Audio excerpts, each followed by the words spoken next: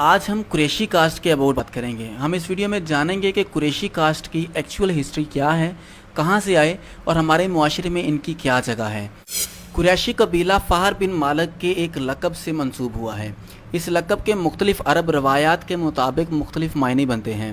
پہلے معنی کے مطابق میٹھی مہمان نوازی کرنے والا، اور دوسرے معنی میں سمندر کی سب سے بڑی اور طاقتور مچھلی کہا جاتا ہے قریش کو۔ فہر بن مالک سارا سال محنت مزدوری کر کے اپنی کمائی ہوئی رقم سے شہد خریدتے تھے، اور جب حج کے دن آتے تو وہ اس شہد اور آب زمزم سے حاجیوں کی مہمان نوازی فرماتے تھے۔ اس لیے دور دراز سے آنے والے حاجیوں نے آپ کی مہمان نوازی کو دیکھتے ہوئے آپ کو پیار سے قریشی پکارنا شروع کر دیا، جس کے لغوی معنی شہد اور آب زمزم سے مہمان نوازی کرنے والا بنتا ہے۔ اس طرح ان کے اس کام میں ان کے بیٹے بھی ان کی مدد کرنے لگے۔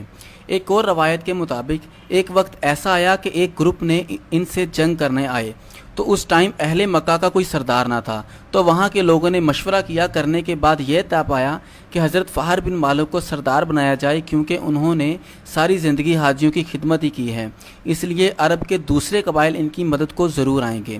پہلے فہر بن مالک کو قریشی کہا جاتا تھا، اور اس کے بعد ان کو قریشی سردار کہا جانے لگا، اور ان کی قیادت میں جنگ لڑی گئی، اور اللہ نے انہیں عزت بخشی اور یہ جیت کر واپس آئے۔ اس طرح قریش کو ایک بہت بڑی اور طاقتور مچھلی کی تشبیہ دینا شروع ہو گئے، جو چھوٹی مچھلیوں کو کھا جاتی ہے۔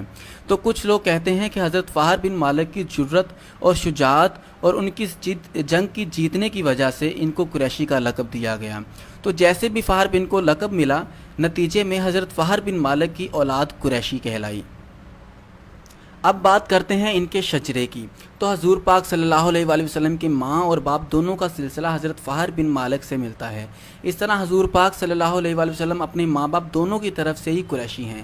اس میں تو کوئی شک نہیں ہے کہ نبی اکرم صلی اللہ علیہ وآلہ وسلم کو اللہ تعالیٰ نے سب سے اعلیٰ حسب و نسب والا بنایا ہے، لیکن ان سے پہلے بھی ان کے قبیلے مطلب قبیلہ قریش کی بہت عزت تھی، اور لوگ ان کے اس قبیلے کو بہت اعلیٰ اور عزت دار قبیلہ کہتے تھے۔ آپ صلی اللہ علیہ وآلہ وسلم کے آنے کے بعد تو اس قبیلے کو اور چار چاند لگ گئے۔ اب مائنڈ میں سوال آتا ہے کہ کیا قریشی اور سید ایک ہی نہیں ہوئے؟ پھر تو جتنے بھی صحیح نسب قریشی ہیں تو وہ ظاہر ہے قریش سے ہیں، اور قریش مکہ میں رہتے تھے، اور حضور پاک صلی اللہ علیہ وآلہ وسلم بھی اسی قبیلہ سے ہی ہیں۔ لیکن جو سید ہوتے ہیں وہ انہی قریشیوں میں سے خاص ہیں۔ وہ زہرا پاک حضرت علی کے دو بیٹوں کی آل اولاد ہیں۔ حضرت امام حسن اور حضرت امام حسین کی آل اولاد کو سید کہتے ہیں، اور باقی جتنی قریش قبیلہ کی آل اولاد ہے وہ قریشی ہیں۔ میں یہ بھی بتا دوں کہ باقی قریشیوں کی بھی بہت زیادہ عزت ہے اسلام میں، جس کو لے کر حضرت انس رضی اللہ تعالیٰ عنہ کی روایت کردہ ایک حدیث سناتا ہوں۔ حضرت انس رضی اللہ تعالیٰ عنہ سے روایت ہے کہ قریش سے محبت رکھنا ایمان ہے، اور ان سے بغض رکھنا کفر۔ تو اس بات سے آپ کو اندازہ ہو گیا ہوگا کہ قریشی خاندان یا قریشی قبیلہ کی کیا جگہ ہے یا کیا اہمیت ہے ہمارے اسلام میں۔ اس طرح حضرت علی کے باقی بیٹوں کی بھی آل اولاد قریشی ہی ہے۔ حضرت عباس، حضرت عقیل، آل جعفر، آل حمزہ سب قریشی ہیں۔ اس طرح یہ جتنے بھی صحابہ کرام یا بزرگ جو قریشی قبیلہ سے تعلق رکھتے تھے، ان کی اولاد سید تو نہیں ہے، لیکن قریشی ضرور ہیں۔ اور آج قریشی قبیلہ کی صحابہ کرام رضی اللہ تعالیٰ عنہ کی 71 شاخیں پاکستان میں موجود ہیں۔